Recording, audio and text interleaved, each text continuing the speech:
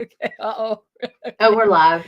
Oh, yeah. Yeah, no, no, I tried to curate the clips that we use so that they mean something to me, so Aw. it's like, It's yeah, all sentimental and shit. yeah, it's very important a lot. So that's why I haven't really cleaned out the clips because they're there for very specific oh, there although you can get rid of the send to Jesus one, but I don't know, emotional damage just never goes out of style. It resonates. Yeah, it resonates, yeah. But, so this story, right? So I Right, follow right, right. this contemporary romance author, right? Because she binds her books in her own garage because she has, like, all these different variations that she does for Kickstarter and everything, and she has a literal binding center, like they have the machines. These are not casual machines you buy at Home Depot, not Home Depot, Oh, at Staples. These are professional binding machines she has in her garage, and she does the paintings on the pages and the whole thing, right? The printer that does that, wow. right? So because she has so many, like, she literally has this whole production center in her house. She buys the guts, she purchases the guts separately, and then she just binds them according to what gets ordered. Mhm. So she was doing this mystery box. So I guess I don't know, for maybe like a couple $100, that then she just fills it up with books and tchotchkes and shit. So, so she's filling up, like, oh, give me it's like, oh, this person asked for a spicy, a spicy box, right? So, but the thing is, oh, all she, I guess, well, I get it dark spicy. I guess it's Spicy. on how, yeah, like how spicy the books are, right? So she's getting like her spiciest books and putting it inside the thing in the box. And then she goes, and then it's like, okay, there's like these tchotchkes she puts in there. So you get like a keychain and a bookmark, and you get like a thermos. And you know what the last thing she put in the box? Condoms. A personal massager. Holy shit, that's even better. She puts a Winning. personal massager in, and Fuck the thing yes. is, yeah, it's like the thing Tools of is the like trade, Daphne. like, yeah, it's like the shit is like the size of a keychain, right? But the thing is, though, it's a So a personal bullet. massager. Yeah, pretty much. And Ha! I started laughing when I saw that because it's like, talk about being a boss. Tell It's me they're like, customized. I'm how sending bitches vibrators. What? no, yeah, Oh. no, it has her logo on it and everything. Right? And Fuck I'm like me. going, that is Woo. such a boss move, It that it's is. like that you are so confident in the smut that you're writing. You That you say, know bitches honey, gonna be you playing. you need you need to be prepared. Oh my god. Good morning, everyone. It is April 26th, 2024. And this is the Raging 2, the vlogs. Oh my god. Could Yeah. you imagine getting a Kickstarter in and open that shit?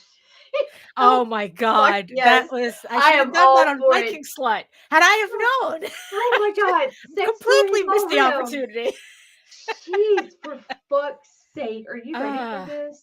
Absolutely not, but hit it. Oh my god.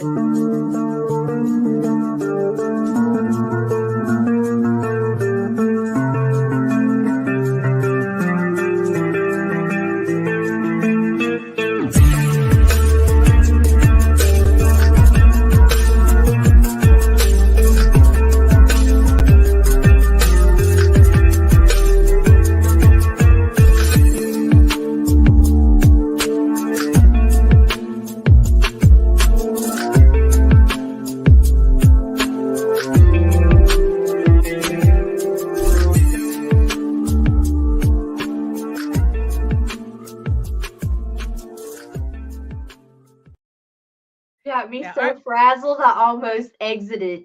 Oh Ah, my god. good morning, See, Daphne. I told you I should finish the story on the air. Oh, that's beautiful. It's beautiful. Screw the shot glasses. Good morning, Comics Net Australia. Oh my Hello, gosh. hello. Oh my, Australia. Wow. Australia, yeah, the You're in the land of the future. eastern brown snake and Sydney funnel web spider and everything I will never, ever, ever, ever, ever. Right. Nope, nope. Wow. It's Scratch like, that wow. shit off my bucket list. Well, hey. Nature hates you and wants you dead. It does, especially in Australia. Right, exactly. So welcome everybody to another edition of the Rage Into the Vlogs show, where, as you can tell from that intro, we talk about anything Ooh. that crosses our mind. But technically, it was related to publishing, so it was on topic at least. So who else is joining us in the chat?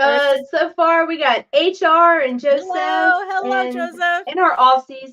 Good morning. Hello. Welcome. And yes, and I see you, my beautiful eyeball people watching us from regions beyond. If you are watching us from Facebook, if you're watching us from LinkedIn, come on over to YouTube, join the sexy people in the chat, keep them company. Facebook, we know, has a habit of acting up, and LinkedIn, it's Which LinkedIn. Facebook I don't recently dropped groups. So if so you there see you a go. stream, right, and they didn't drop groups, they only dropped groups connecting to StreamYard. So we're no longer allowed to stream directly to our groups, and it's not worth it to me with all the shows we have to have to go copy paste, and then we can't see the comments that are coming in anyway. Right. So if you guys have been tuning in from the groups and you're coming over here now, please tune into my Facebook page, Indie Comics Network business page, our YouTube channels, and yeah, that's where we'll be, because it's a lot of fucking work. Yeah. So probably, because usually, because it's like, I just realized that usually I don't stream. I only stream my live stream, my drawing stream, to my personal page on Facebook, but I don't stream anything else to there. So I don't know. Do you think I should change that? Yeah, we can add it. We got plenty of space now because we did. Now Facebook has or StreamYard has dropped groups because of Facebook being non-compliant, because they're trying to force everyone to use Facebook Live. But here's the thing: when I connect using StreamYard to Facebook, I'm going through Facebook Live, so it doesn't fucking matter. They're so worried about it's because advertising somewhere else. Nah, I mean, it's like, look, yeah, it's like, keep paying me. I like my Facebook dollars. They've been piling up this month. Oh, really? Is the engagement that good? I'm gonna be a Facebook 100-aire. Oh no. That's wow. Okay. So at least Facebook is earning its keep, I guess. So. It is. It's paying me to do me, and it's great. Yes, please. Oh my goodness. But yeah, it's where were we? Oh yeah, personal massagers. That's true. Personal massagers as fucking stretch goals. I am all about it. Oh my goodness. That is just personal massagers, stretch goals. Which, like I said, I missed an opportunity during a Viking slide. You did. Well, after that, hello everyone. My name is Daphne Lage, and I'm a cartoonist, illustrator, comic artist from New York. I have been self-publishing comics since 1992, and you know what that means. I feel like I'm taking crazy pills. And I am known for the furry fantasy adventure Tall Tales, which is on Kickstarter right now with the new story arc, Tears to the Mother. It's a reissue of issues 1 through 5 and the brand new issue 6. Thank you, everybody, for getting this above $2,000 already. Can we close it out at like 35 or even 4 maybe? I can hope, so so link is in the show notes and in the chat, so check that out. And I am also known for my medieval fantasy drama Eager Raven, Heir of the First Unicorn, which returns to Kickstarter with Eager Raven Volume 2, collecting issues 5 through 8 of this 15-issue series, early summer, so keep an eye out for that. In the meantime, you can read both my comics online at egoworks.com, EGOWORKS, and Tall Tales, TAILS online.com. And you can check out all of my videos on how I make my comics here on YouTube at my channel, Daphne Lage, LAGE Art, which also simulcasts through the Indie Comics Network. So make sure you like, share, subscribe, and hit the notification bell whenever, so you get notified whenever any of our shows go live. And to tell you more about it, here's Nita. Good morning. My name is Nita Lanning. I'm a writer, blogger from somewhere in Louisiana, and I have the Indie Comics Network on YouTube because my Google account owns it. It's not that big of a deal. All right. Yeah. Your grandma has a Google. Your grandma has a YouTube channel. Daphne's mom has a YouTube channel. Good morning, That's Daphne's true, mom. Yes, hello.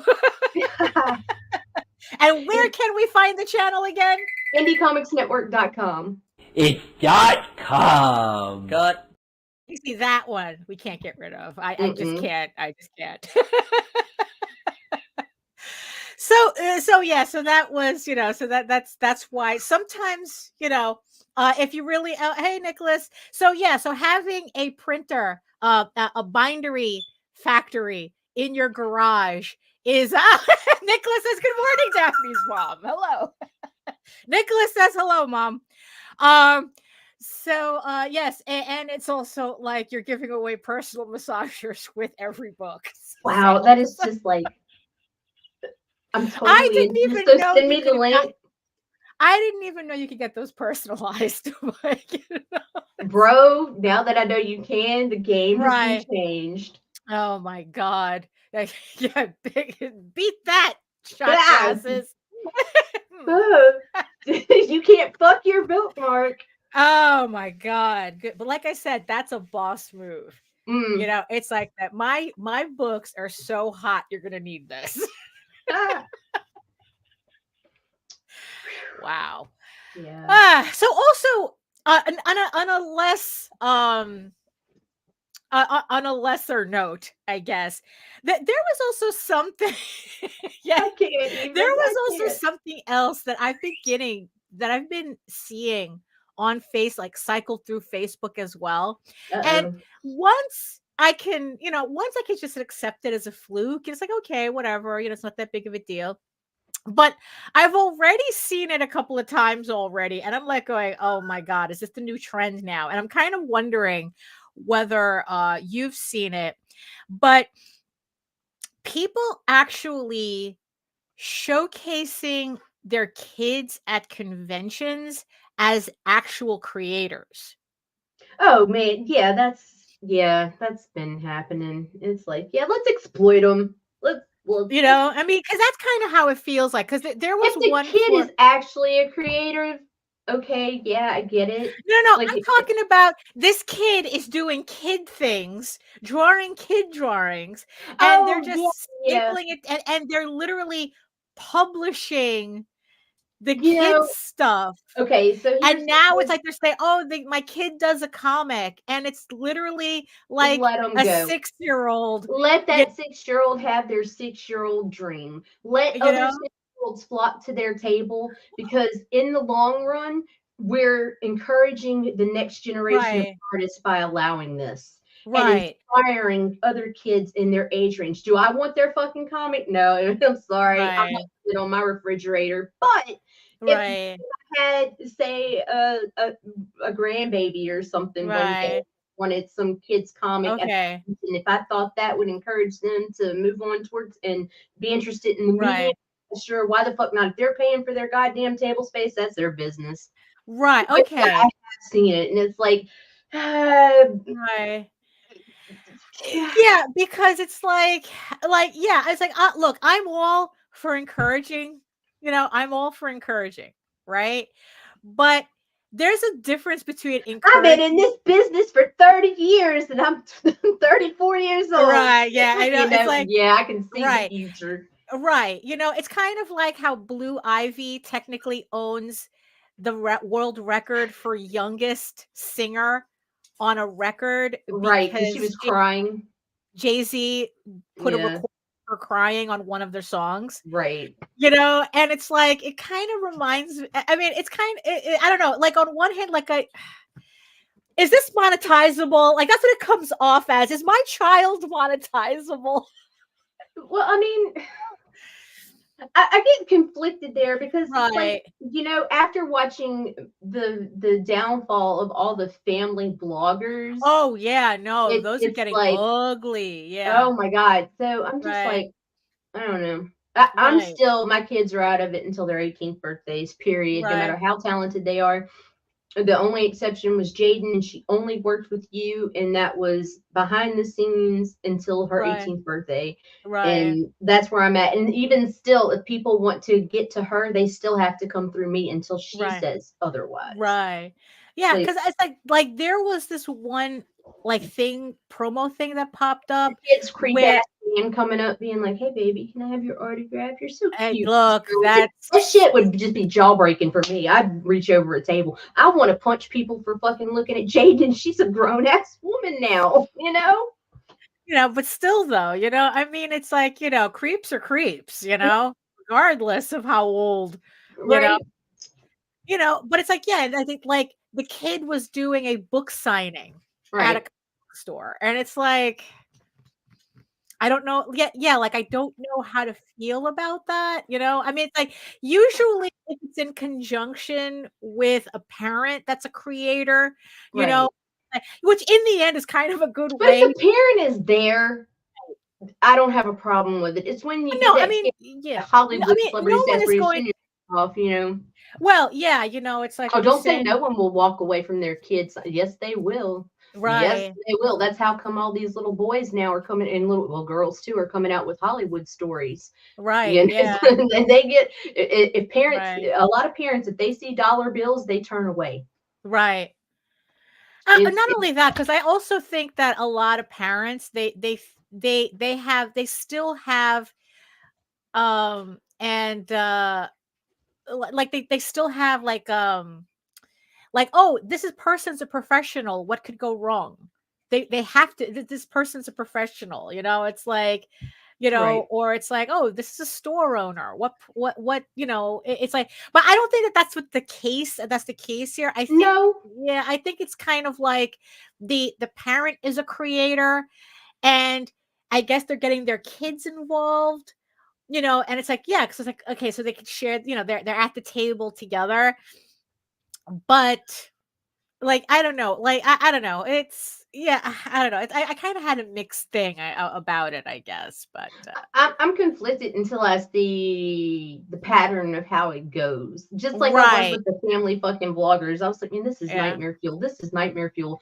And then all of a sudden it was like right, all this shit starts coming out about all the different vlogging families. And right, it's like, yeah, holy yeah, shit. yeah, that's true, okay, so all right, so one, I'm not the only one, yeah, trust no one is a parental prerogative, that's true. Right. That's definitely true. So, yeah, so so I was like seeing that. It's like, okay, it's like, This oh, that's comment just right not here cool. is where I'm at. I can see the skeezy side too. Like, I respect the kid teens who actually make the art, but the parents who pimp their kids for the cute factor is squiffy. Yeah. I mean, Yeah. and the thing is, though, it doesn't just happen here too. Like, we were No, just it's everywhere. talking about, oh, what's his name? Chris Paolini. He wrote Eragon. Remember Right. that book? Yes. Right. So the main selling point of that kid, aside from the fact that his parents were professional marketers, um, that he was like the youngest author in existence, right? So, and then Mhm. it's like they dragged him from school to school doing, like book readings and things like that, until it's like until they finally pushed him so much forward that other publishers couldn't ignore him, Right. because the book's written by a 16-year-old. And it shows. Right, exactly. And then his whole thing exploded. And then it's like there was this whole trend of publishers looking for younger and younger authors. It's like, oh, we have to have the youngest author. We have to, Right. all of a sudden you have all of these books being published by 14-year-olds. Um yeah, so it's not like it's okay, but the thing is, I was just seeing this in a row, and I just like, is this new here? It's like, I don't know, like, I just thought it was something I weird. mean, I guess it's kind of like the equivalent of wanting your kid, if you're into sports or whatever, bringing Right, them to games, and when they're old enough to play, putting them in a right, younger league. I mean, if you're right, there, if they're supervised, right, I whatever. guess. But I can see it creating a generation of fucking mega egomaniacs. Like, you I think we got guess. egomaniacs now in fucking Right, comics? Wait till you get the yeah. fucking 4-year-old cover artist coming up at fucking 24 years old. I've been doing this for 20 fucking years. It's like, yeah. Right, okay, yeah, oh, well, it's not AI, but Yeah. it's, that's all I can say. Um, another, speaking of egomaniacs, actually not. It's not. There was something very odd, not odd, but it kind of shows like the different sides of the same coin that I guess we maneuver in indie comics, right? Okay. So last night I came across this video by Rick Rubin. And well, it was a reel, and I mean, to say that it resonated so much with me is an understatement. Actually, let me see if I can bring it up. Let me see. Where is it? Okay. Yeah, here it is. Okay. So this is just a reel that came across my feed by legendary producer Rick Rubin. He was the producer for the Beastie Boys and Run D. Like it, it's Right. like if you know music, this man had a hand in it, right? So, okay, did it pop up? Okay, yeah. Yes, So, sir. okay. That's what people think. It's like, just because I like it, that doesn't give it any value. Like, as an artist, if you like it, that's all of the value. That's the success comes when you say, I like this enough for other people to see it. Not other people like it, so it's successful. That doesn't mean anything, because that's other people liking it is out of your control. All that's in your control is making the thing to the best of your ability. It's all an offering to God. And if you're making an offering to God, you're not thinking about, oh, what's the budget? Or I hope this segment of the audience is gonna like it. We don't think like that. It's a higher vibration. We're making the best we can make to the best of our ability out of love and devotion. That's what it is. And there is no, I'm changing it for someone else, because it can't be better than this devotional act that we're doing. I mean, that should hit me like a ton of bricks. Huh. Like art is a devotion. What we do, what we create is an offering. It's like we're presenting the best of ourselves, and that's, and then on the flip side, right? So this morning I saw some posts, some just random, the usual posts that we see in our circles, right? The usual bullshit. And this one was all about fuck you. We're in competition with each other. We're all, okay. everyone's your competition. And it's like, if you want my dollar, you have to prove that you're fighting for it and this type of thing. It's like, it's like, you have to compete for my attention just as much if you have to compete against other creators. If you don't get my dollar, it's because I don't think you're worthy. Wow. Yeah, Somebody woke up with shit in their cereal. And it's like, and I go, wow, it's like here I just went from the high of that. Oh, the sound was on, right? Yeah. Yeah, okay. All right. So here I was coming off of the high of this Rick Rubin reel where like it's like if we like it, it's like the fact that we're doing things for ourselves, share it. That's where the success is. It's like I said, like art as a devotion. It is a devotional. Even if you're sending off, personal vibrators with your art, it's a devotional. It's a devotional time. Yeah, Little and then it's like all around. this other side, right? And then there's this other. No, mind you, it's like this is not that other thing about how we're all in competition with each other, and that's not a unique idea. No, that is something that, like, in my entire career, so far, that I've been seeing and hearing variations of it. It's like there literally was a time, especially before the internet, where you literally had to fight for information because people would hoard information because, oh, I don't want to give my competition a leg up. I don't want my competition to know who my vendor is.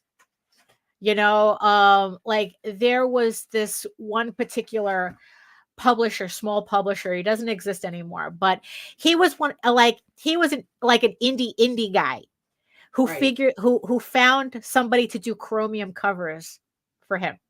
This was back in back in the late 90s.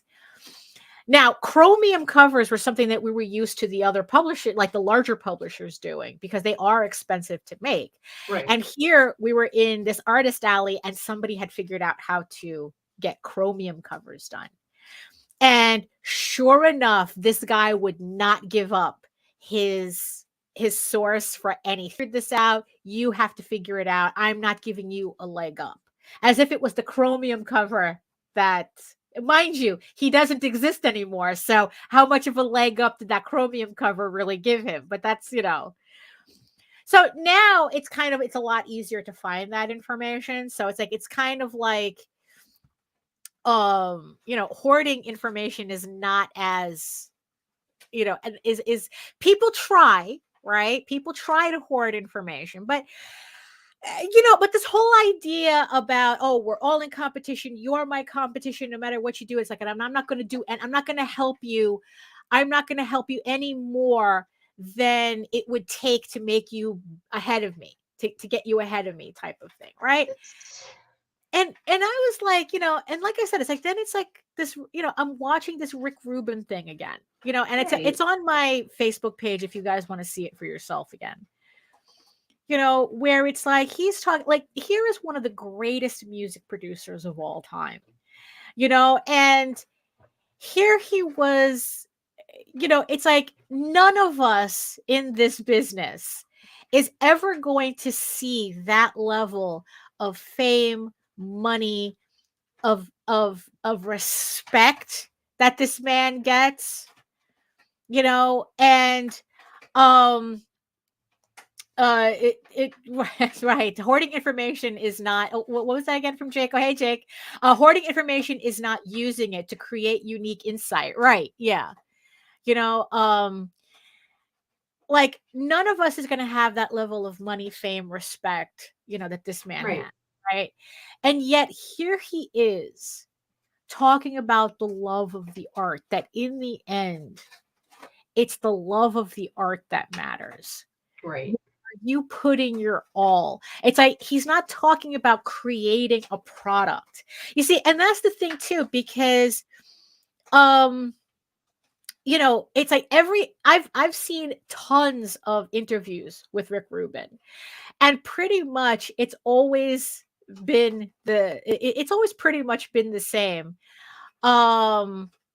Where it's like that, especially when he did when he got, oh, I forgot. Oh my God, I forgot that singer's name. I can't believe it. Johnny Cash, right? Right. Like his whole thing about going to Johnny Cash to do his last album was to get the best work that he could get. He wasn't looking at Johnny Cash going, "Oh, this is a way for me to like pump out one last album I can, Right. Get out of this guy before he dies." It's like, no. I want to elevate the both of us. Right? And what did he end up doing? And it's like he ended up ending it, like that album ended up ending Johnny Cash's career at such a high note. Like he was back in the zeitgeist because of that album. Especially when he did that rendition of Trent Reznor's "Hurt." Huh. Everybody knew that song. When up until that point, Johnny Cash was, he was kind of like at his lowest level career-wise, like he was doing dinner shows, Mhm. at like kind of like Masonic halls or something, like hotel. Casinos all down know, Louisiana Yeah, coast. right. Yeah, stuff like that, Right. And Rick Rubin comes in, it's like, no, we can do something special. Right. Right. So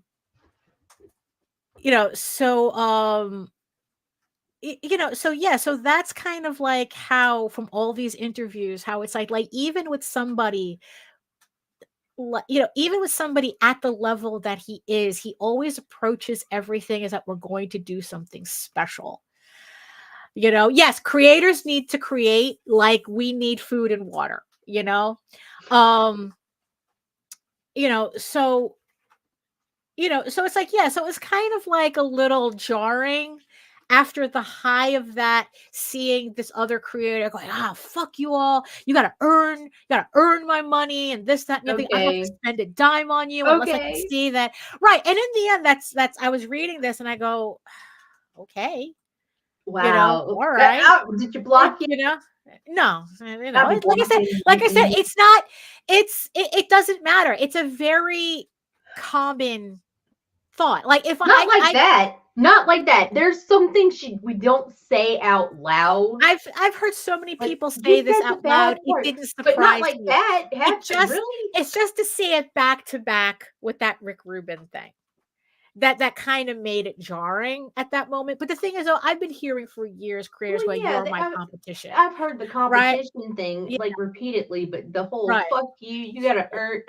right. No, I mean Nah, it's bro, the sentiment nah. was there, that's for sure. Mm, And it's like, and I keep saying over and over again, nobody's competing with me, and I'm not competing with anybody. right. Like, I don't know if that's me talking from a very privileged position, because also at the same time, right?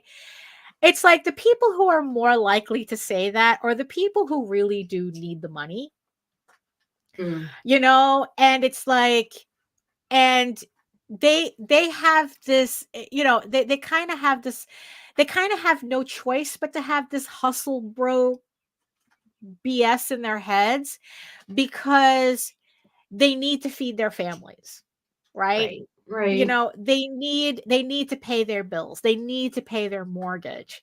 So so on one hand, I can't really fault them for thinking like that, because if that's your main thing for being in indie comics, it's like, yeah, every decision that you make is going to be towards that goal.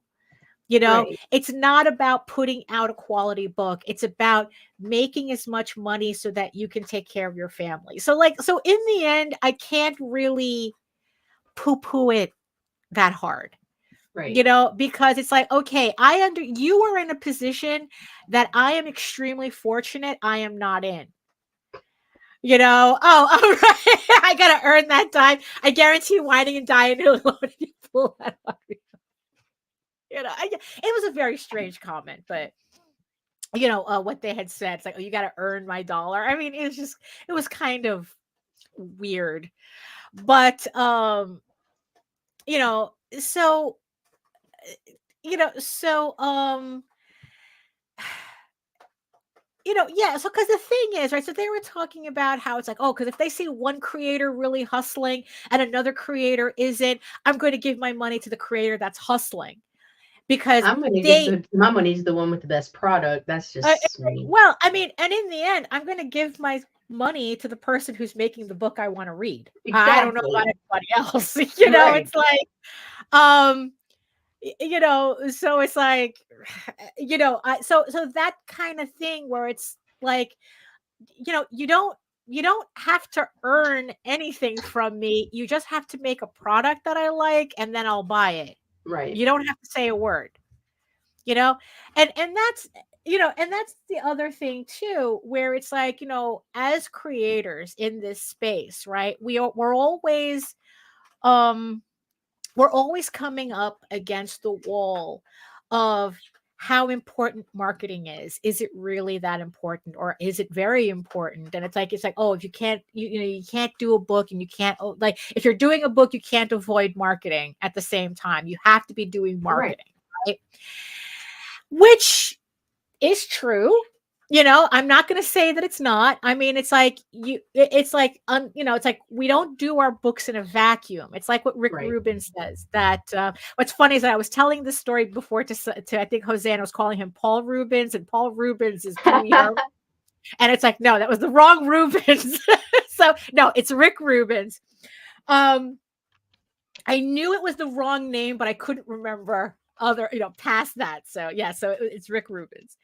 Um it's like, yeah, it's like, we do our books, right? So we make these books and we want to share them. We do them for ourselves, but the fun is in sharing it, Right. right?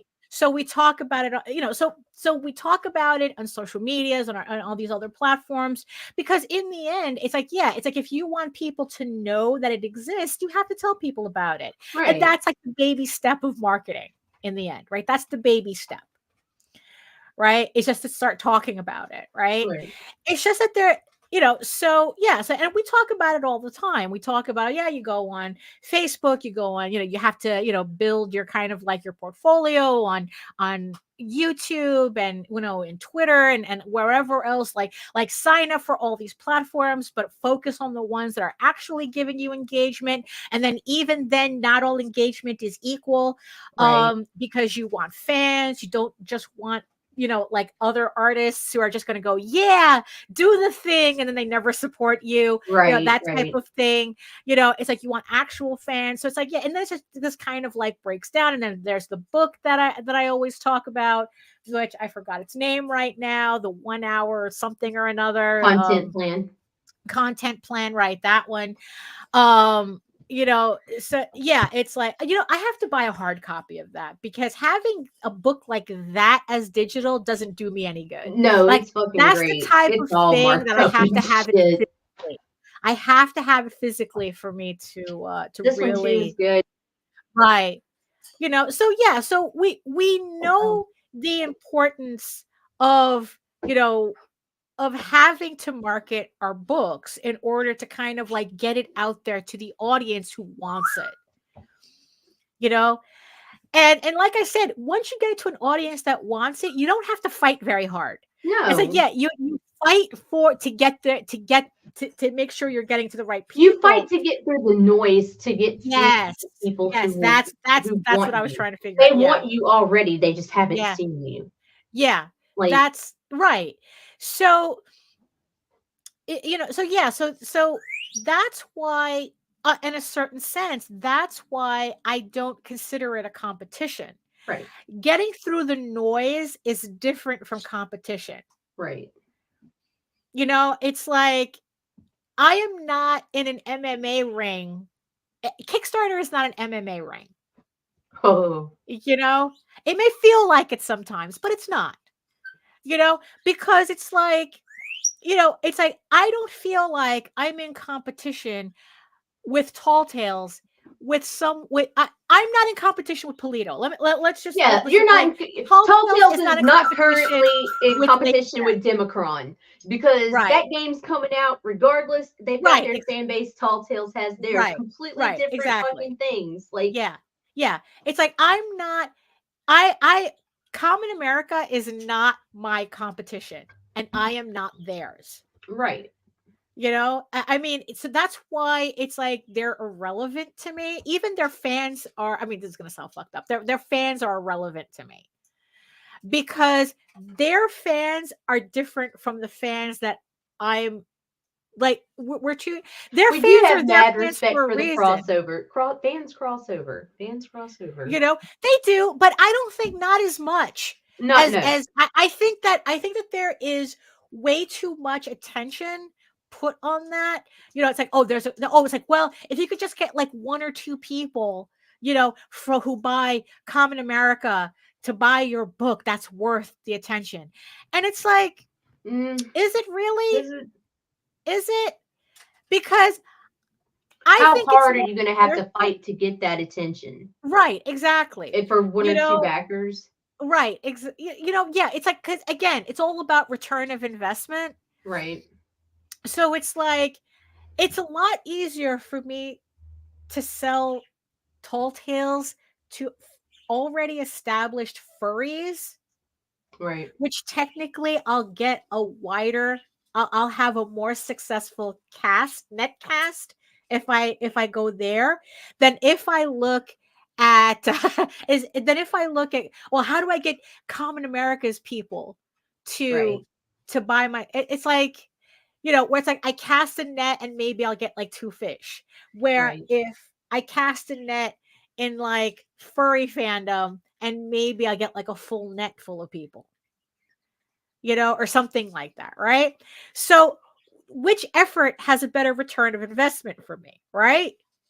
So because I Hello, think Tyler. hey Tyler, I think I might be in competition with Common America because we do anime style books, but even then we're not.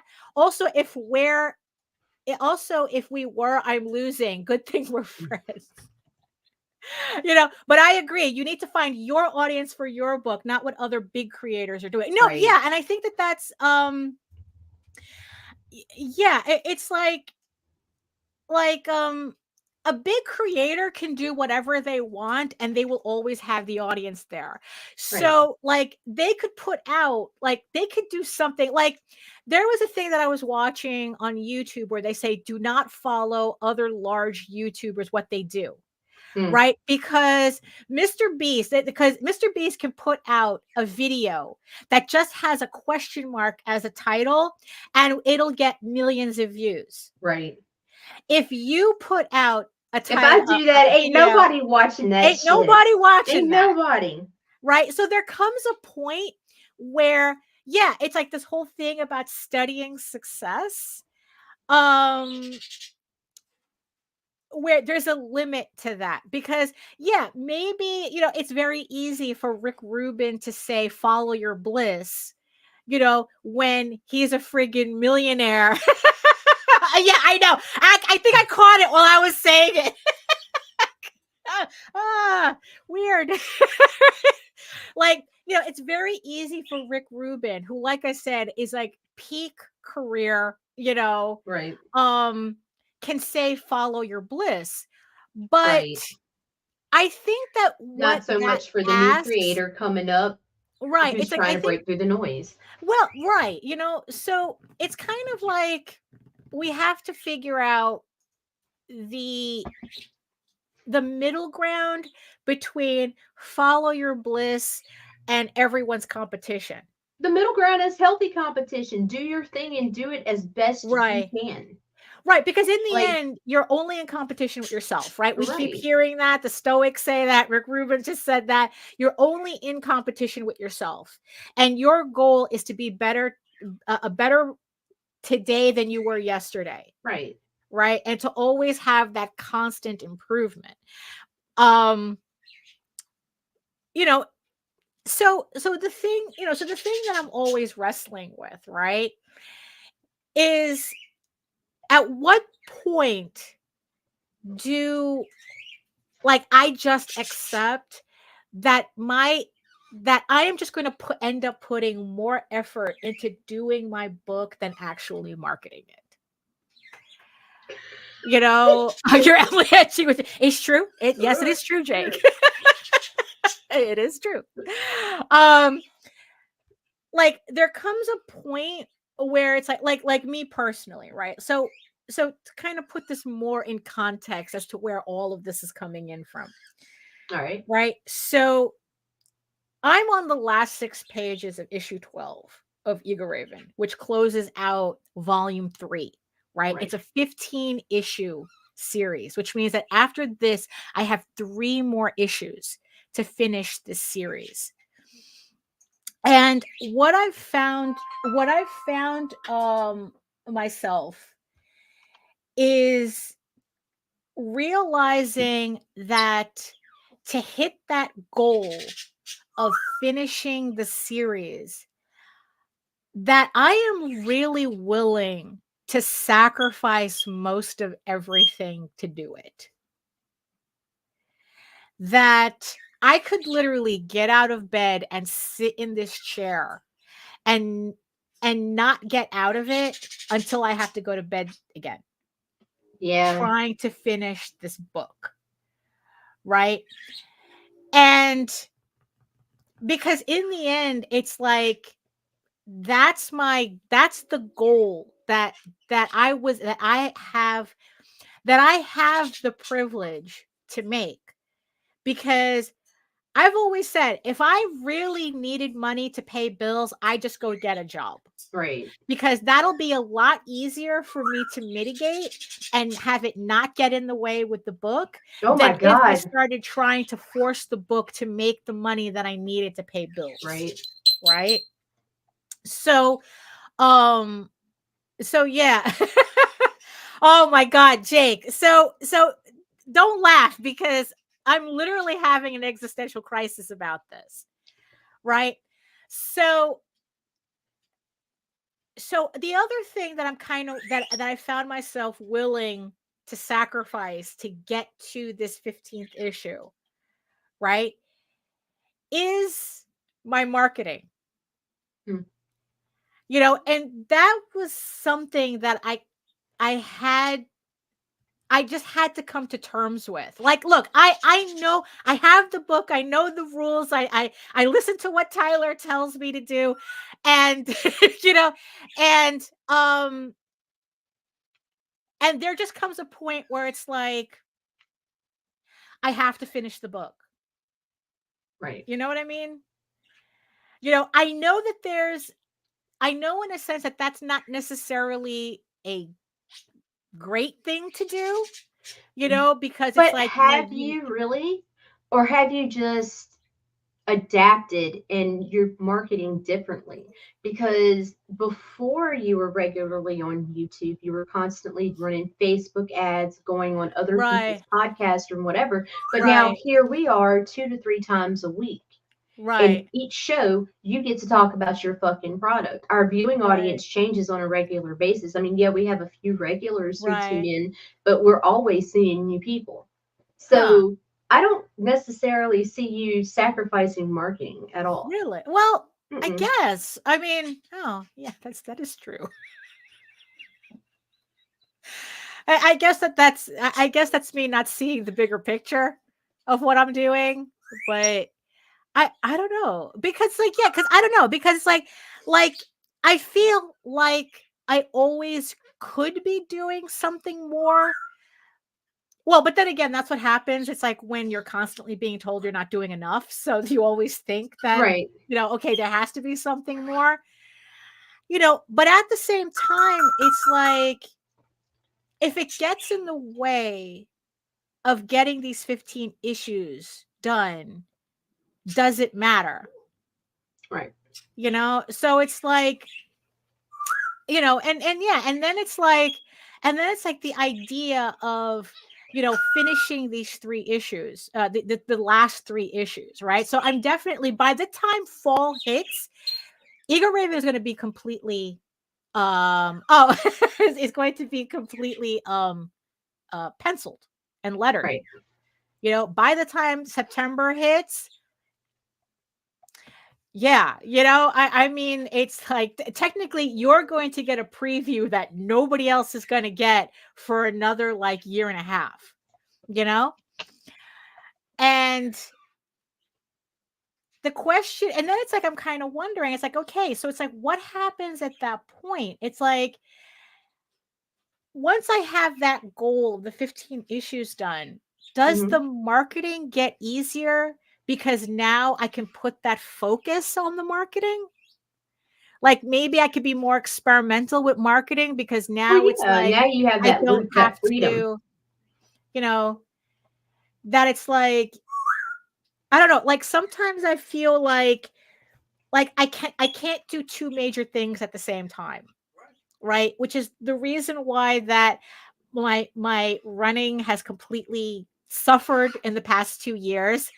Um uh you know, because that's also another thing that I sacrificed for the book, Right. and it's getting to a point though that I might have to get back to it because my legs are not happy. Hmm.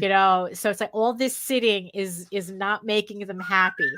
And there's coming a point, a threshold where it's like, okay, I have to start fitting this in. I have to start running again in order for me to, because these long sessions, they're beginning to have a physical toll, Right. right? So is it the same? So the thing is though, is it the same thing with marketing where it's like, yeah, does there come a threshold where you absolutely have to do it? You know what I mean? you know, where it's like that, even if it's like you're just pounding away at the work, right? And you're just trying to concentrate on the No, work. It's like, you know what? you It's all have for to. nothing You have to do some form without of the work. marketing, but that's the beauty of the fucking digital age that we're in. Anybody can make a YouTube channel. You Right. can fucking promote yourself while you fucking work. We do it Right. on draw streams every fucking Right. day. We do it on Saturdays, on Sketchy Saturday. These guys get together in a chat and they fucking draw and talk. Right. The drawing that they're doing is projects that they're working on. Right. And it is, and, you know, they have that social time because, you know, artists, Right. you guys are weird. You need to be able to engage. Right. But like, but yeah, Right. it's a balance, and Right. yeah, but you have to market some way, Right. and the easiest way is when you can multitask. Yeah, but I think I think what I'm learning, well, I guess it's multitasking. Nicholas says the balance between life, creating, marketing, and networking are all things that have to be done. Prioritizing happens, right? And I don't know, maybe it's because in a strange way, I'm feeling guilty that I'm not making marketing a priority. As strange as that Okay, sounds. stop thinking you're not doing enough. Stop. Because you are one of the busiest motherfuckers I know. I'm exhausted. You should be. And this is I'm why exhausted. My leg hurts. This is why we have My to ass deal with hurts. fucking middle breakdowns every fucking 6 months. Right, yeah, it's on schedule. Daphne, you are Wednesdays, you're fucking doing your draw streams. I mean, unless you're doing fulfillment or have something else Right. going on that is still fucking work fucking related. That's Right. you marketing yourself. You're posting Right. on Facebook. You're marketing yourself. You're on the vlog Monday and Right. Friday. Introduce yourself. My Right name now? is Daphne Lage. I am a fucking Right, cartoonist, cartoonist, illustrator, blah, blah, blah, illustrator. from Oh, New right, York, yeah. and I do Ego, Raven, Tall Tales, blah, blah, blah, blah, blah. Right, yeah. You are fucking marketing. Right. You are, stop. Just Right. stop. Right. Because you're going to drive yourself crazy again, and I'm Well, not in yes. the mood for a middle breakdown just yet. It's a little early. It's a little early. Oh, well, yes. You know, that's how we work here.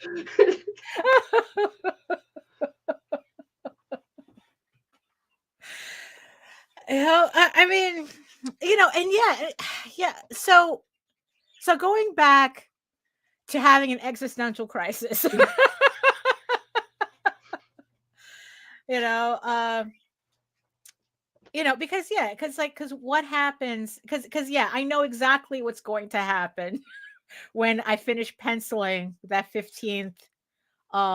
It's like, look, I'm in this section of this story right now that it is everything I've had mapped out since 2021 in my sketchbook. Right. Like, I've literally been thinking of a lot of these scenes, a lot of these ending scenes. You know, talk about, you know, like, you know, you're like, how do you write a story? You know your beginning, you know your ending, and then you work your way towards the middle, right? So I've had this ending worked out for years, you know, since 2021. Right. And it's like, look, just me finishing the script when I wrote that last word.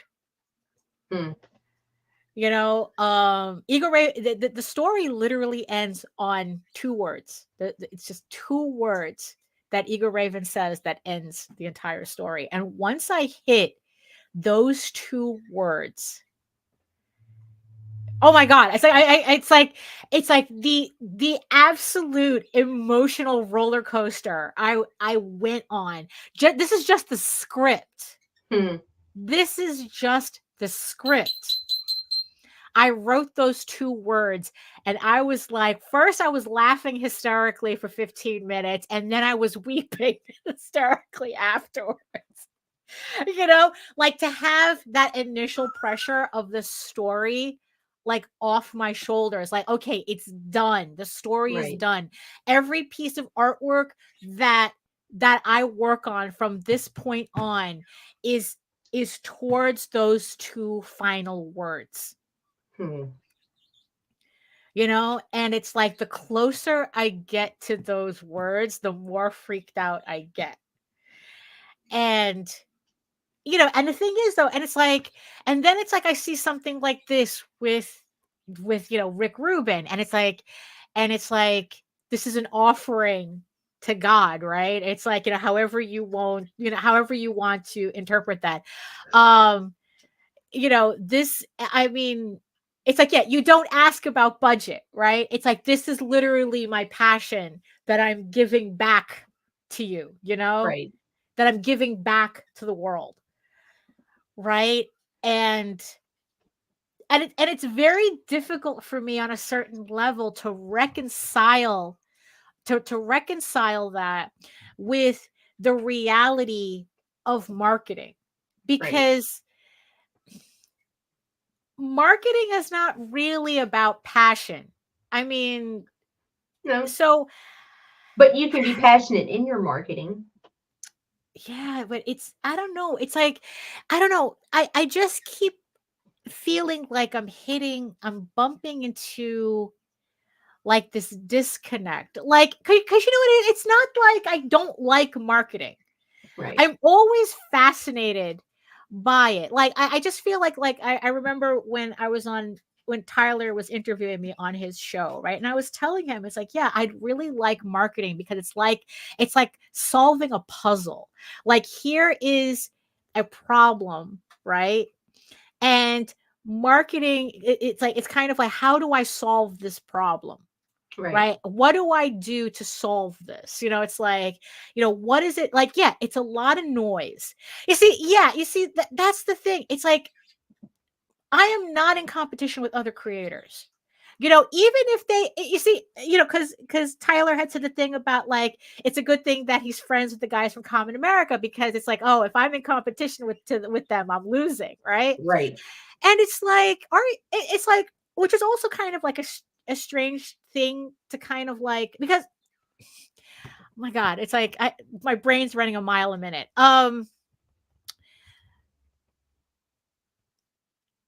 I like fantasy books. Right. I don't complain when there's more than one fantasy book.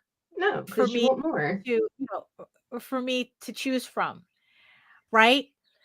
Are there certain fantasy books that I prefer over others? Well, yeah, it's like, but the thing is though, it's like, it's not really a competition because I know what I like. Jim, what did Jim say? I'm in competition with myself, and the way you are speaking passionately about your story is the same way you should market it. Yeah, I guess that's the thing. I'm having a problem trying to figure that out without sounding like a complete loon. Well, good luck with that. It's like, it's kind of like the thing where I was saying how everybody was saying, oh, this is a passion project. Everybody was doing a passion project, Right. Right. And then it's like, holy shit, if everyone's doing a passion project, how do you stand out from that? Like, right. And yeah, and I guess that's the thing I'm trying to figure out. Like, how do I convert? Yeah, like how do I show just as much passion for the marketing for this book that I have this passion for, without sounding like, I don't know, like, honestly, I don't even know what I would sound like, like, going back to my thing about, like the fantasy books, right? So, it's like, it's like what Tyler was saying. It's like, oh, it's like he thinks, it's like superficially Common America and Megafist, Girl with the Megafist, because they're similar, are in competition with each other because they're similar, right? Right. But the thing is, though, is Which that she does best. Yeah, that's what I do. That's what I do, Jim. The thing is, though, is that somebody who enjoys those types of books, you get the equivalent. Oh, 2 cakes, right? Right. So technically you're not in competition with each other, because people who enjoy that type of work, they're going to enjoy both of them, right? They're going to buy both of them. They're going to buy both cakes. They're going to eat both cakes, right? Right? Yeah, it's like, two different, you know. So yeah, so I'm just so so I'm kind of wondering. It's like, so will this kind of change once I get to the 15th issue? Because now I can say, oh, now that I have this done, I can put that energy into marketing. Hmm. You know what I mean? Like, because I can't do 100% in both. Right. And I can't do 50% in both. Nope. That's Because you that's still got to live. You still got your mental health right. and your physical health. Right. You still have But your but also the own thing life. is though, it's like in saying that I can't do 50% in both. I can't do 50% marketing and 50% creating, because creating is always going to win out. Right. So probably I can do 90. It's like usually what happens is that And it's that, 90% let's be real. creating. You want to really overthink? Here, I'm going to drive you fucking batshit crazy. Okay, all right. Now all you know right. damn good and well when you're done with issue 15. Guess what it's time for? I have to start inking. Uh-huh. And then after Right. that, and after it's fulfilled, what happens Right. then? You know Oh, what happens then? You start putting together the bonus features for the omnibus. Then right. so it's Well, like, yeah. but the only thing that changes is what you say when you're marketing the completed series. Right. That's nothing's Right. gonna change. Right. It's nothing changes. Well, and it's the same thing, because it's like because also it's like there's the 2 issues of Tall Tales left to finish this series too, and it's like, yeah, and I want to finish those 2, because then I could say the finished trade for the 2 trades that'll finish that story arc too. It's like I want to get to, yeah, it's like, yeah, put another trade on the pile. Jim says, if there's not a lot of variety or choice in the market, you have no market. You Right. just have to show people your cake tastes better without making the other cakes look bad, unless that's your marketing style. And that is for not some my that marketing is. style. It's not hers though. That's the thing. I can't. Yeah, no, it's like I'm really not into that whole I gotta take you down to make me look better. Right. I can't do that. It's like, now there is a thing in marketing where you are comparing yourself to, if you like this, therefore you will like that. There's that type of comparison that you can make, but it's not like, oh, if you like this, then this book is better. No, Right. it's like No. people who do that really, really put me off. Right. It's like, you know what, you want to guarantee that I will not buy your thing is if you advertise like that. Huh. That I know for sure is something that I will not do. It's like, if you like this book, I'm hoping that you will like my book, that you'll Right. like this book too. Read us both together. I want to be on the same shelf as your other book that you like so much, Right. Because there was also another strange thing for a while. This was like a while ago. I haven't heard it much recently, but that was also like another strange thing that I would hear from other creators, where it's like, oh, I don't, it's like, I don't want my book to be next to that book on the shelf. Right. And it's like, you have no control over that. Right. I mean, it's like, well, what makes you think that book wants to be next to your book on the shelf, right? Like, they never think of it like that, right? Again, it's like, 95% of everything is crap, and 100% of the people think they're in the 5%. Well, there's a lot of marketing stuff that works for people that it's just not our bag. It has a very limited shelf life. Very, very limited shelf life. We've all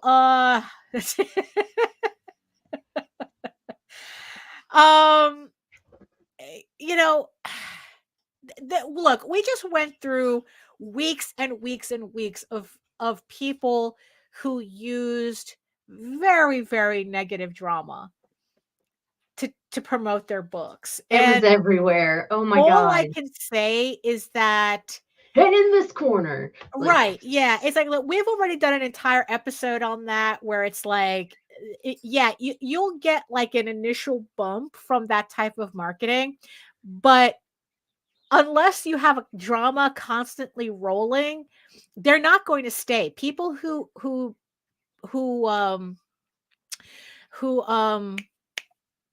I guess that they just support your work because you're beefing with somebody. They're you don't want those people because they're not loyal. Yeah, I'd be happy to be on any shelf too. It's true. the drama was Yeah, good only because we weren't in it. It was just like pop some popcorn and watch this shit right, because it was just like, I mean, right. it was everywhere. Like Was the everybody book was pulling food fighting. right? Yeah. Well, you see, the thing is though, whether the book was good or not in the end is kind of Oh, irrelevant because drama those are was the the type of main people event. that I won't support you if that's the type of marketing that you feel the need to do. No, I but we don't care. watched. Well, yeah, because everyone's talking about it, But so yeah, so just because like I said, not all marketing's equal. Right. Um, it's like pushing drama as marketing is not the return of investment you think it is. Just like if I were like really trying to get the fans of Common America to pay attention, that's I don't think that that's a return on that there's a return on that effort that's worth it for me to do. Right. And like I said, and when I find the people who actually like my stuff, I don't have to say a word to them. I mean, it's like, how many books do we buy without even having to know anything? Mm, Right? It's like it immediately pushes your buttons, and that's it. It's like, say no more. Say no more. right. Right?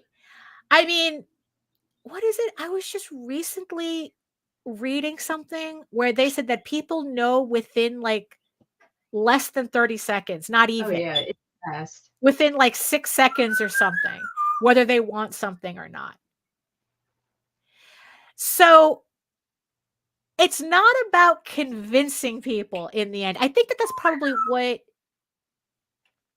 yeah, that's probably like, I think the mistake that a lot of us make, me included, is that we think that marketing is convincing people they need to buy our stuff. When really it's We just need them just, to see it. yeah, Getting it's eyes like on the it's project. just, yeah, it's like just finally getting the people who want our stuff but don't know we exist to finally see we exist. And then, like I said, you don't have to say anything after that. I don't have to, sit here and convince you, right? Like, again, it's like within 6 seconds, somebody knows whether they're interested in something or not. Oh, I think it was actually I might be conflating things. I think that was about people. When you meet people for the first time, that people know within 6 seconds whether they like you or not. Well, I mean, think about it. It's about the same. Or I Like might I be know conflating that when I'm walking through a fucking convention or whatever, like I right. know almost immediately whether or not I'm going to be interested in the book walking up to a table. Right. Yeah. Like, I mean, that's how I feel too. It's like, when it doesn't, when I see a book, like when I went to Paris for the first time and we went to that comic book store, right? I was literally just grabbing books off the shelves. I was just like, doing this. It's not like I was able to read anything. I mean, I'm not fluent in French, and I especially can't read it on the fly. I have to really like sit down and concentrate, and I wasn't doing that in the middle of the store, right. right? But when I saw this cover, didn't have to say a word. I didn't have to know anything. I just grabbed it, Right. right? When I saw this, there was no advertising for me to read. I couldn't read it anyway. Right? It's like I just saw this and went completely, the brainworms went completely nuts. I went You notice, completely Daphne, feral in that store. I went completely feral in that store. You know? So it's like, if I could have a collection of books that I literally cannot read because I don't know the language, right? It's the same thing picking up. Although what's funny is that manga, because I remember back in the day where the only place you could find manga was Japanese bookstores, and everything was in Japanese, and the Japanese love to shrink wrap everything. So all you had was just the spines, which were completely useless because you can't read it, right? So you're literally just randomly picking manga off the shelf, right? You're just like a Japanese bookstore looks like this, right? So that's all you're seeing, right? But then you pick one out and the cover looks like, and then you got that. I have no idea what the fuck this is. And like I said, if you're in a But I bookstore, want it's it. shrink wrapped. It's shrink wrapped, right? All I knew is that I wanted it, right? And I bought it. And it took me probably another 20 years for me to find the last volume of this series because I had no idea what it was. Couldn't really find it by name because I couldn't read anything. So it took me 20 years to find the final issue, you know, and just to show you, right? So this is, if you can see, this is how bad the sunlight issue in my office is, because this is, you can obviously tell the new book. Right? You can obviously tell. But yeah, it was just kind of like, so you don't really need to explain anything to me if you want me to buy your book or not, you know? Yeah, no, Jake, no, it really, really, yeah, I can't even really hang up artwork, like original artwork in here. I've had artwork bleach out in this office, and I didn't notice until it was like way too late. So Right. yeah, so I don't know. It's like, so yeah, so it's like I'm kind of like in kind of like this weird space where I'm almost done with my book. You know, I'm in this, you know, it's like I'm hitting all these story beats that are just leading to the very end of the book. And it's like, I don't know. It's like I'm kind of like in this weird space that it's like I'm not sure, like,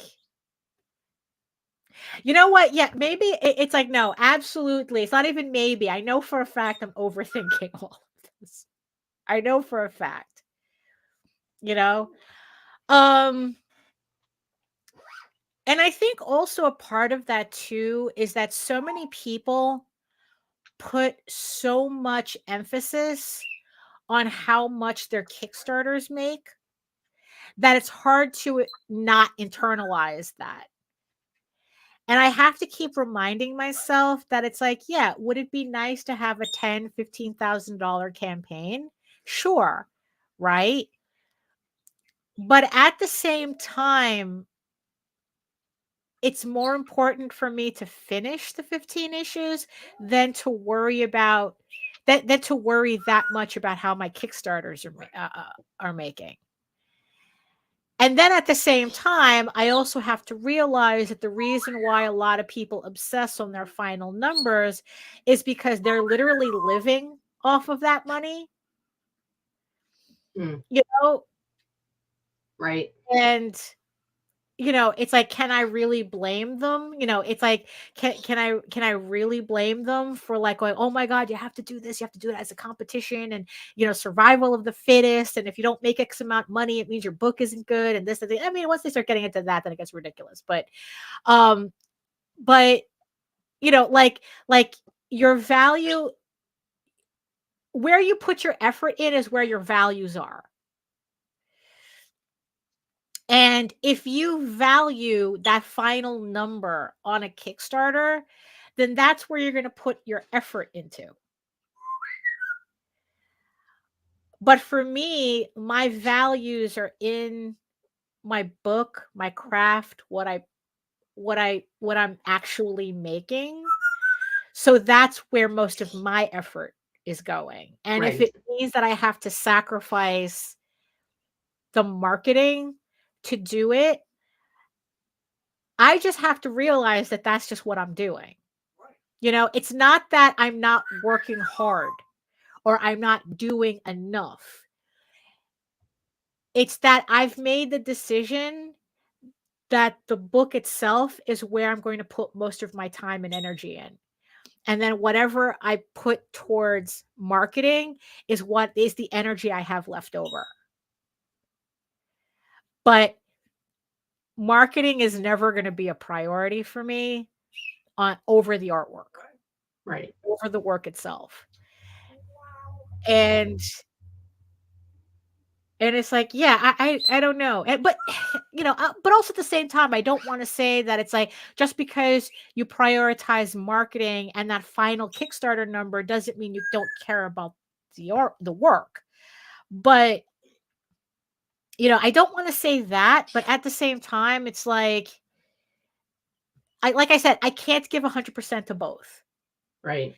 And if I have, and it's like, and because of that, it means that one aspect of what I do has to have less effort and time put towards it than the other.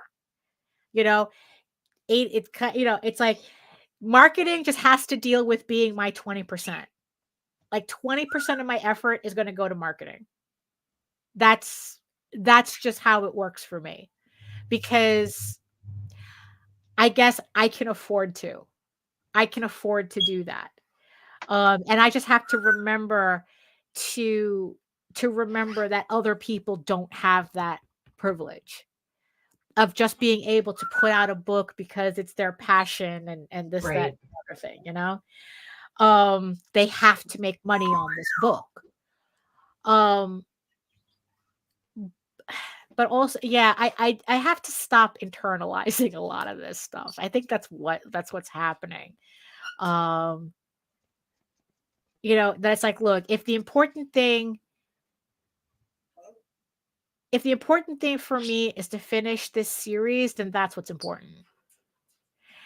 And if I'm feeling pressure because, oh, you're not marketing enough, it's because I'm allowing other people to try to dictate their values onto me when I can't relate.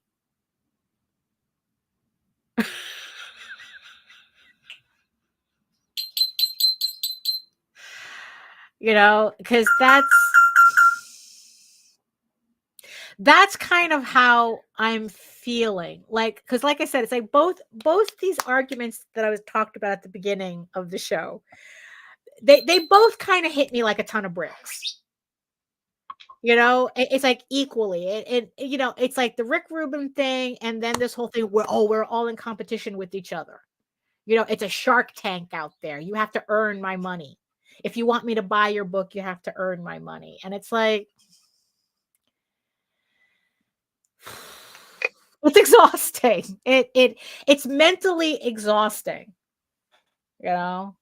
Am I making any sense whatsoever? Always. Because it's like, cause look, this show.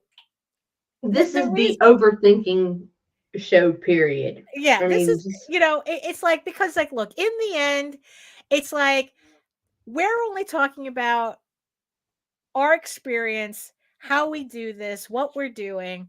And then it's like, we're hoping that some of it resonates with everyone listening, right?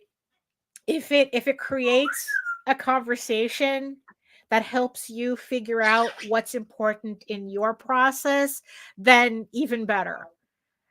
Because the last thing I want to feel like is is that we're not dictating anything, Right. because we don't know what we're doing either. Look, I've been doing this since 92, and every day I'm learning something new. It's like, it feels like I haven't known what I've been doing since 92. Business. Numbers. Is this working? Yes. I can only hope there's a yay part.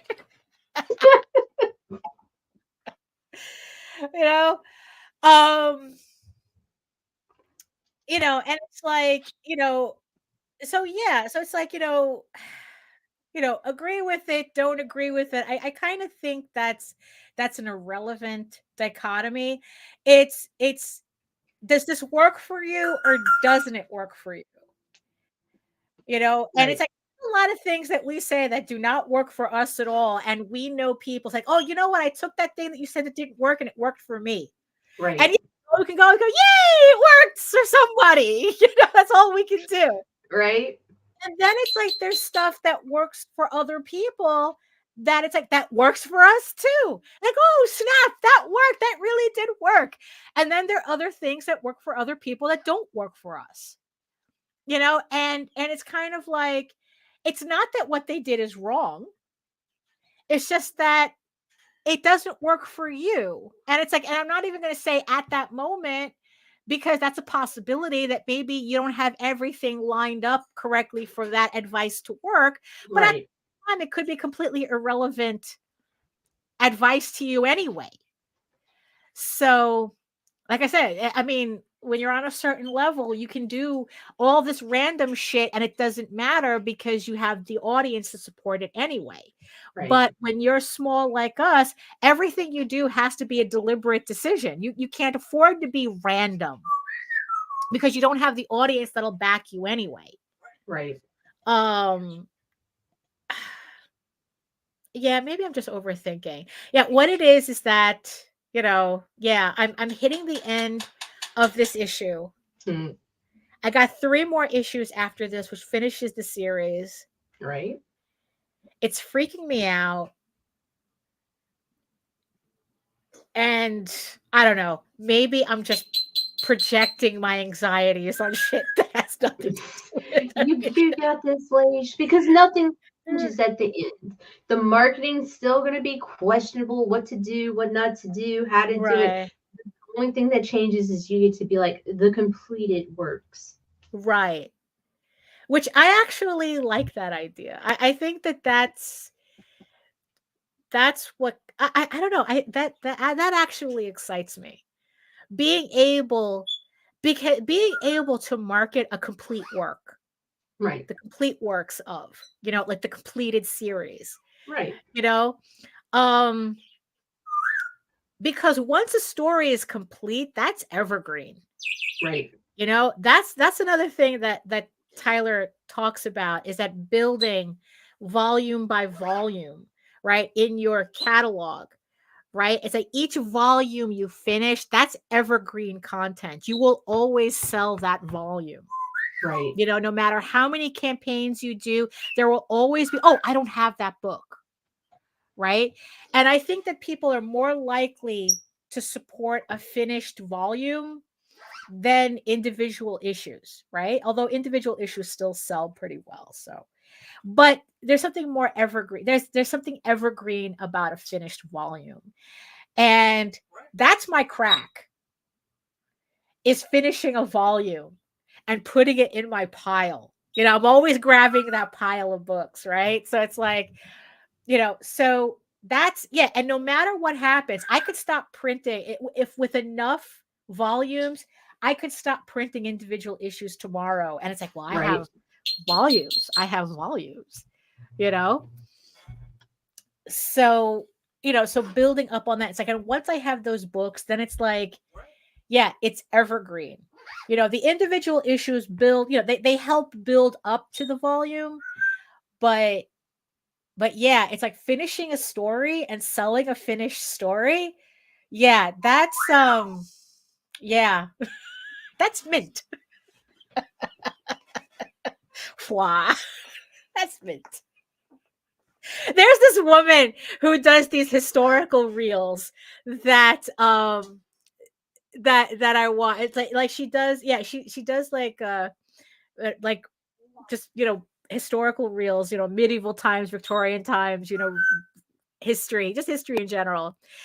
And to get around the censorship that's on Facebook and TikTok, she does the entire thing in British slang. Oh, jeez. The funniest shit, because also it's like I understand a lot of it because it's like I've pretty much grown up on British television shows, but it's like it is just so funny that's how she gets around a lot of the censorship. And she talks about like she did an entire video about prostitution, prostitution in the Middle Ages. Hmm. And she kept using the phrase rent a slapper. I love it. I love it. Dude or whore, or it's like because those get you censored. Right. But what the fuck is a rent a slapper? Right.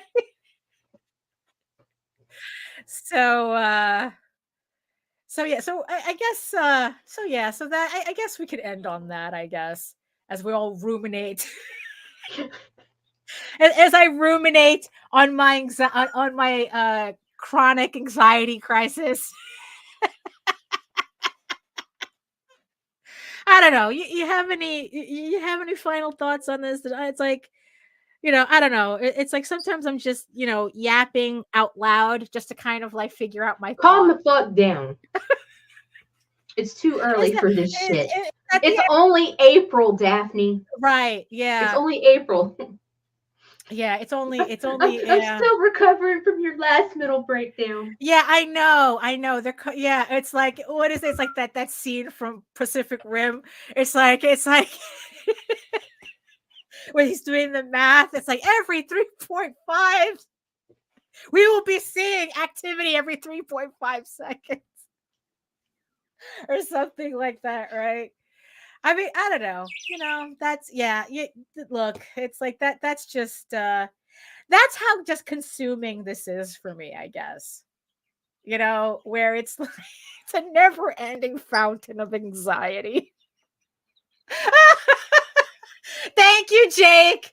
Thank you, Jake. All my internet friends are here. Thank you. Yes, and you all are. You all are. Because it's like, I get on this vlog and and I'm just, it's literally just, I should really make a card for Nita's side of the thing. At the bottom, it says the psychiatrist is in. Ha! Emotional damage. See? Evergreen. Evergreen clip. It's like, yeah, so this is kind of like what is it, like those counseling sessions in Fight Club, right? Or we all just sit around crying, I mean, we bring you to the vlogs. oh yeah, I know. That's what it just feels like. That we're all just sitting around kind of like commiserating and kind of like just trying to figure out our thought process on why we're doing this. Oh my goodness. So any final thoughts from anybody? There we go, I guess. Yeah, I just gotta, what? I just gotta just keep doing what I'm doing, and hopefully with less anxiety. Definitely I'm internalizing too much. Remember, you only earn your name in death, Jake. His name was Robert Paulson.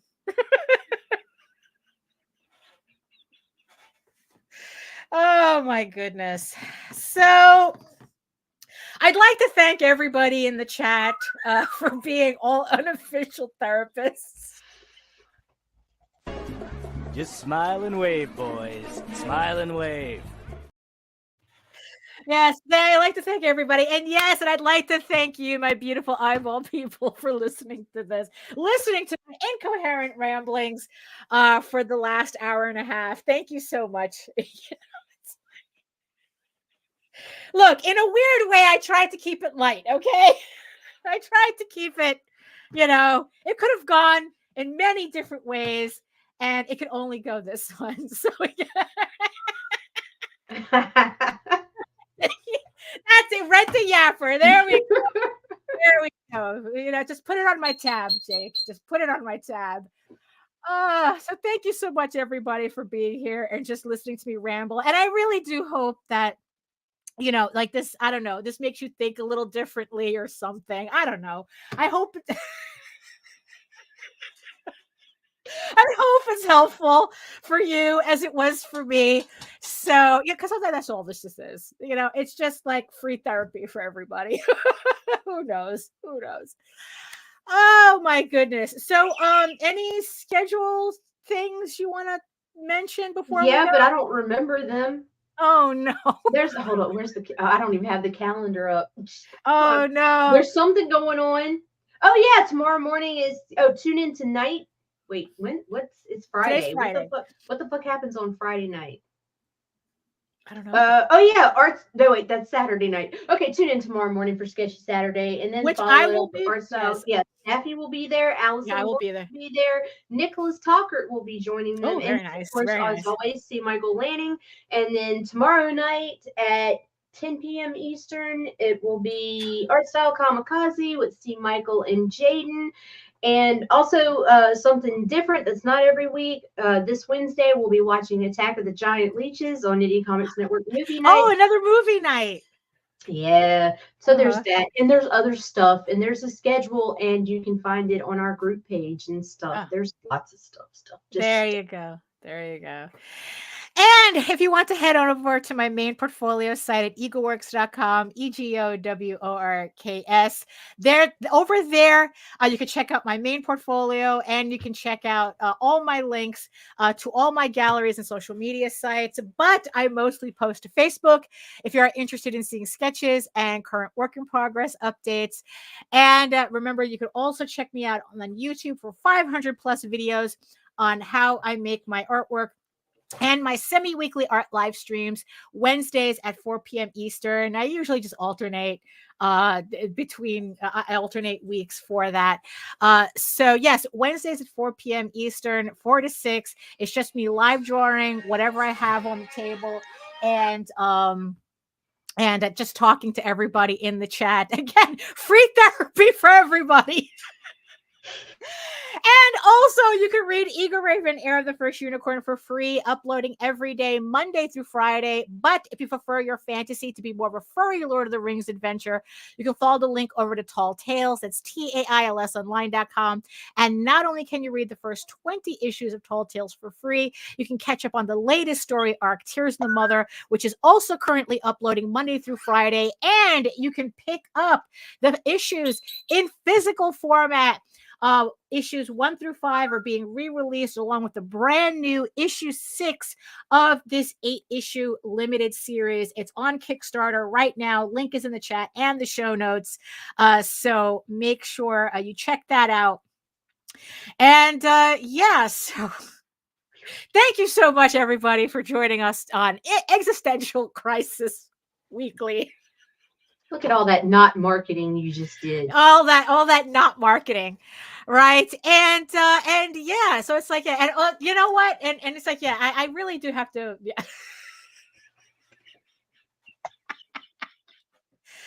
I gotta get my shit together, and you know who can help me get my shit together? In the words of the ancients will help me get my shit together, because they tell me to eat my food, mind it.